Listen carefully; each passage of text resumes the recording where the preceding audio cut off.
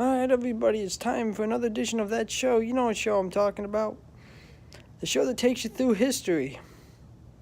No, not What If. No, not my video game reviews. That's right.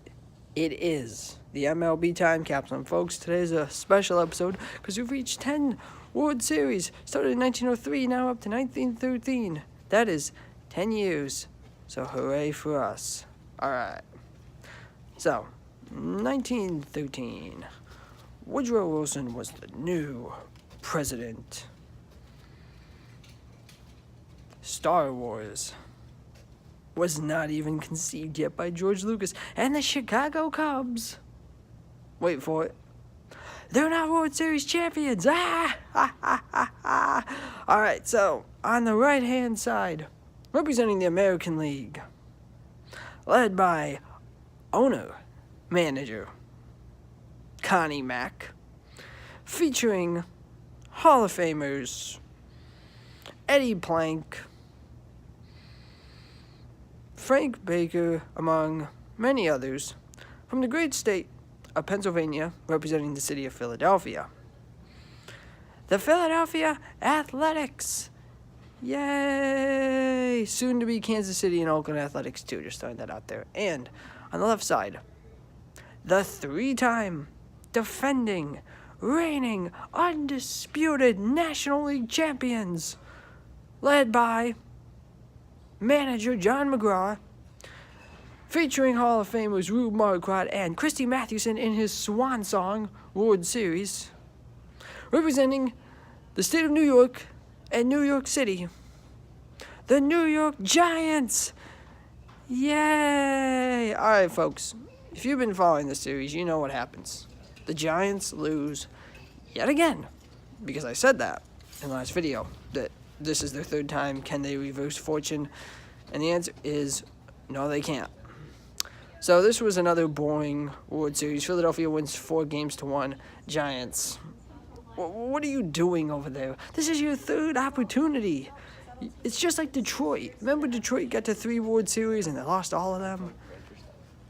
This is exactly what you did. You get to 3 in a row, 2 against Philadelphia and 1 against Boston, my God. And you're telling me that you can't win any of them? Now, this was kind of funny in this World Series. Christy Mathewson, in his final start, got beat by his old college teammate over there in his final game, which is really weird to think about. You're facing your old college friend on the mound, and you get beat by him. And Christy Mathewson, for those of you who don't know, as I've said in past episodes, he was a phenomenal pitcher. He was probably one of the best in the early days, but he didn't really get enough run support. You know, the Giants won 1 game, which was Game 2, and everybody was like, oh yeah, the Giants are going to win the World Series. Nope.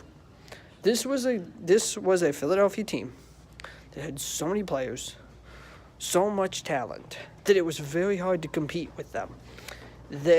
Connie Mack was a phenomenal owner who liked to stack his teams with talent. He had talent upon talent upon talent upon talent. And when he liked you, as I said before, he would play you. And if he didn't like you, he would bench you. And Philadelphia wins another World Series. But as we dive into this more, you'll see that the Giants were just vastly outnumbered in pitching and hitting. And again, as I've said so many times, this was back in the day when you could get away with bad pitching and have great hitting, and that's exactly what the Athletics had. You know, they didn't have the best pitchers, but their hitting carried them to a title. The games were relatively close in all of them. I believe some of them were decided by at least 2 runs, but the Giants just didn't bother showing up. I guess that John McGraw got so tired of losing, I guess he basically just decided to throw in the towel after Game 2, because he's like, oh man, I ain't winning this game because Philadelphia is so much better than I am. But you know what? That's just the jack of the trade. And if you can't score runs and your pitching doesn't get going, you're never going to win anything. And I know what a lot of you are probably thinking out there. You're probably thinking, oh, well, walk talk. But the Giants are a great team. Well, not in the 19 teens, they weren't. They were bad. And let me just tell you, Giants fans, something.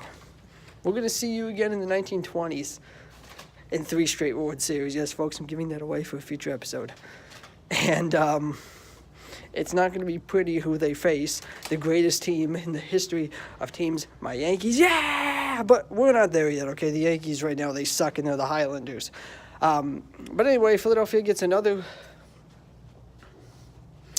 World Series to their credit. The Giants become the second team after Detroit to lose 3 consecutive World Series.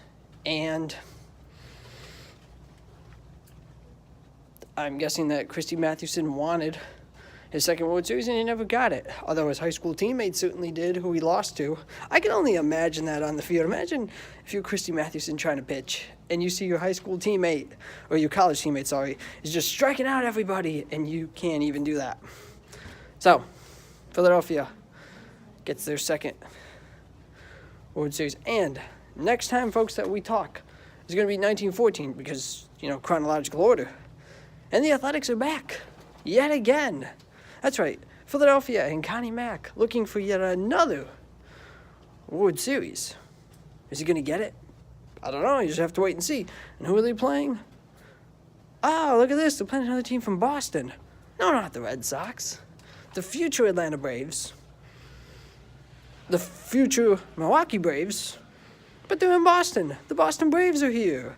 Another new team. Wow. We're starting to get new teams coming in. Do the Braves win? Well, I'm not going to tell you that. Yes, they do. But you just have to wait and see what happens. So, be sure to subscribe to Walk Talk 21 for more great videos, game reviews, and all that. And I'll see you folks later.